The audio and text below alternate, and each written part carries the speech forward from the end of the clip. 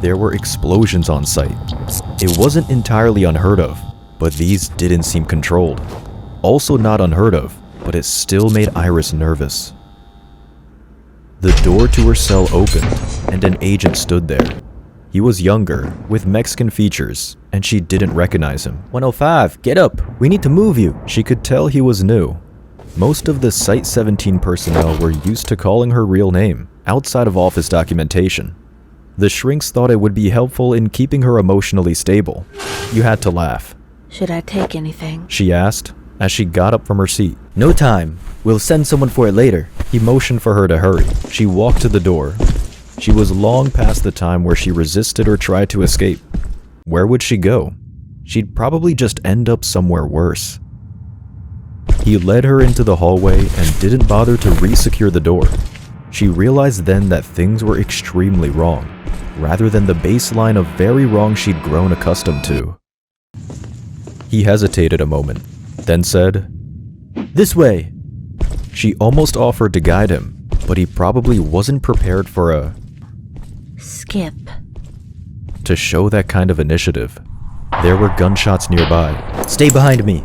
The agent pulled out his sidearm. There were dead bodies in the next hallway. 2 were site security. A third wore an unfamiliar black uniform. As the agent walked through the next door, there was a gunshot, and the back of his head blossomed outward. Iris crouched in the frame of another door, pressed as hard as she could into the shallow alcove. She listened as someone walked up to the door. She held her breath and waited to see if they'd walk in or lean in far enough to see her. After a moment, she heard them turn and walk away. She stood still a moment longer and then quietly reached down and picked up the dead agent's sidearm. This broke any number of rules, but rule 1 was to avoid dying in a senseless firefight, and you had to prioritize in these situations. She took a different hallway. Hopefully she'd run into someone who could help her. Hopefully they wouldn't shoot her. That would be nice. There were containment rooms, but she avoided those. You never knew what was in there, and anyway, that was probably what the guys in black suits were after, unless they were really interested in Dr. Jones's paperclip collection. In the next hallway,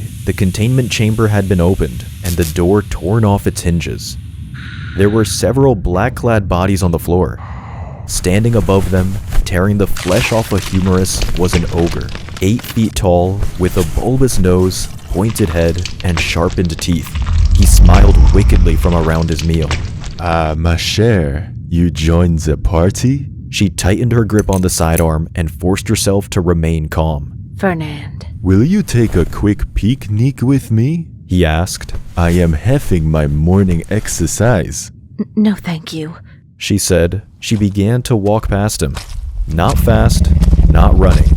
Predators chase things that run. As you like. Perhaps we meet again later, eh? A little rendezvous. Très romantique. He chortled around his clenched teeth. Iris suppressed a small shudder. Still, bad as Fernand was, he couldn't hold a candle to him. As she entered the next doorway, she saw the shape of a cow, but completely, utterly black. The area around it appeared slightly distorted, as though it were doing something with the light. It started moving towards Iris, who immediately turned tail.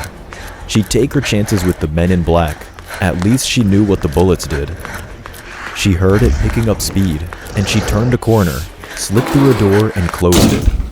As she leaned against the door and caught her breath, she heard the staccato call of gunfire. She dropped to the floor, counted to 3, cursed the cow thingy silently, and then looked up. There were 5 of the black-clad men firing down the hallway, perhaps 10 feet away, using an overturned desk as makeshift cover. She couldn't tell what they were shooting at from her position, but the bullets flying overhead suggested site security wasn't quite out of the fight yet. However, there wasn't too much gunfire coming from that direction, compared to the amount of lead the black suits were throwing down the hall. It seemed like the Foundation was outnumbered, at least in this hallway.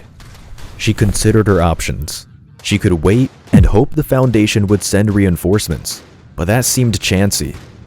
Whoever this was, they were organized and probably had a good evacuation strategy planned. Once they realized she was there, she could try playing dead, but even a dead skip could be a useful skip, and they'd figure out she was pretending pretty quickly.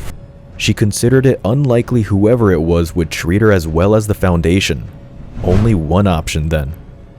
She took a knee, carefully took aim, and shot the closest man in the back of the head. Then the next one, and the one after him. It was easy. That was what she hated about it, how easy it was. There was a click, and the gun refused to fire. Without even thinking, she went back to her immediate actions. She slammed the magazine with the heel of her left hand, then slid the rack back, and a jammed bullet flew out. The other two were starting to realize there was a problem, so she shot the fourth. The fifth almost had her, but then gunfire from further back took him down.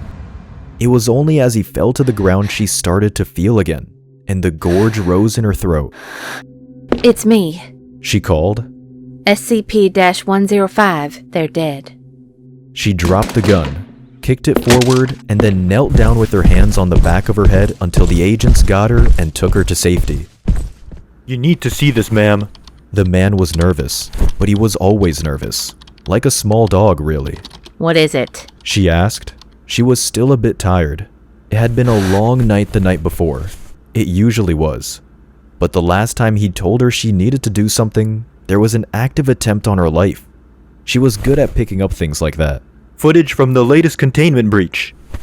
I think you should pay special attention here. He jumped to a point on the tapes to show a young woman. Yes. She said. Then, Yes, I see. she thought for a moment. Yes, good work, Henry. You were right. I did need to see this. She opened a very special program on her phone. We'll all need to see this, I think.